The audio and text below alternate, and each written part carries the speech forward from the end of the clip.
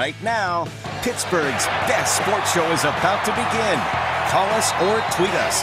We got things to talk about on the Ireland Contracting Nightly Sports Call. All right, Paul, thanks very much. Good evening, everyone, and welcome to another edition of the Ireland Contracting Nightly Sports Call, where you can call us at 412-575-2600 here until 11 o'clock and join us for the #1 Cochran Sports Showdown. That's on after the late news.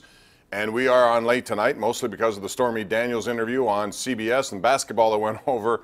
So that'll take place roughly a little after midnight tonight. But we have a good panel with Andrew Filipponi, Paul Zeiss, and Will Graves. And you can join us for a lot of hot debate about a lot of hot topics, which is what we're here to do with you as well. You can tweet me at KDPomp.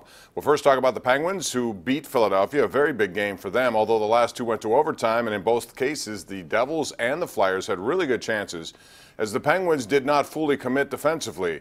They should take a page out of Sidney Crosby's book, because this guy just never stops. 200-foot game, throwing his weight around, winning puck battles in the defensive zone, and then doing some of the magical stuff he does on offense. Sidney Crosby is not just the best player, most talented, but he's the hardest worker. And when you get all that thrown into one, no wonder everybody loves to be around him. It's infectious.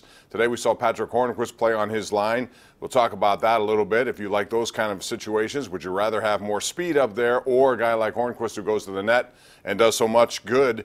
And by the way, he now has 7 goals in 13 games since he signed his new $26.5 million contract. So he certainly stepped up right now. Penguins remain behind Washington by 3. They're ahead of Philadelphia. New Jersey won last night against Tampa Bay, so they had back-to-back wins against the Penguins and the Lightning to get themselves in a better position.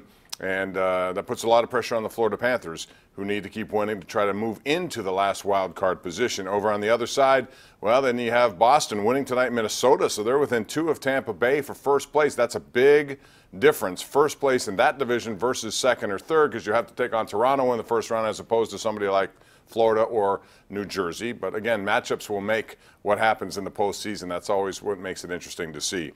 Also today, we continue to talk about the Pitt coaching search, which has led us to a lot of names of assistant coaches. John Shire being one of the ones now being hotly thrown about. An assistant with Duke. He's only 31 years of age. I asked the question of our panel tonight, and I'll ask it of you tonight when you call me at 412-575-2600.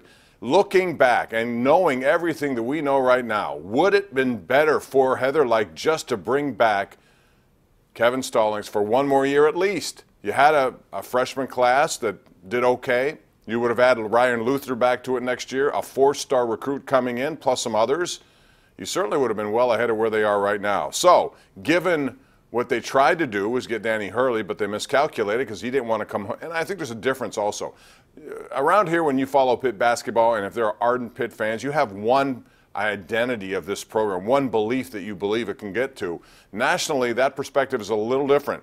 And we heard a lot when the NCAA tournament came to PPG Paints Arena that Danny Hurley, although he was in the Pitt conversation, that UConn was still going to be the choice. And the Pitt job from that point of view is not nearly as attractive as a lot of people here would tell you it is. So that's also an obstacle they're facing.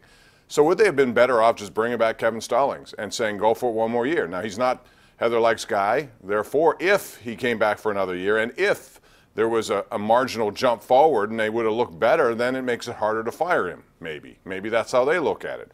Bottom line is, they don't have a coach. They don't have a team right now, basically, after everyone's announced that they're going to transfer. So what do you do?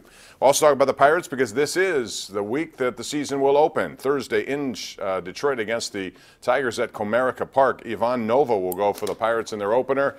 Tell me what your thought is on the Pirates, what your prediction is for their record. I say 75 wins. I think they'll finish 4th and basically watch some guys hopefully take a step forward. That's about the best I see them doing, given their pitching staff, which I think is very much up in the air. When Nova's your opening day starter, Tyone's your best pitcher, but then after that, there's a lot of question marks, and I think that ultimately will play a big role in where they finish in this division, which I believe will be 4th behind. The Cardinals, I think, will win division. Cubs 2nd, Brewers 3rd. Brewers will be engaged all the way throughout this season. 412-575-2600. Let me know what you think about that.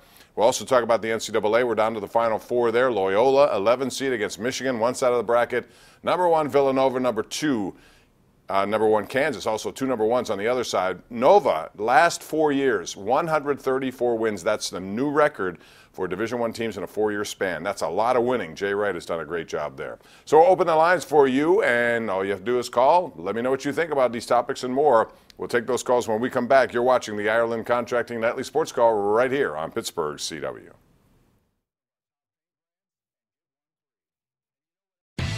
The Ireland Contracting Nightly Sports Call is brought to you by Ireland Contracting, putting new roofs on Pittsburgh homes for over 25 years.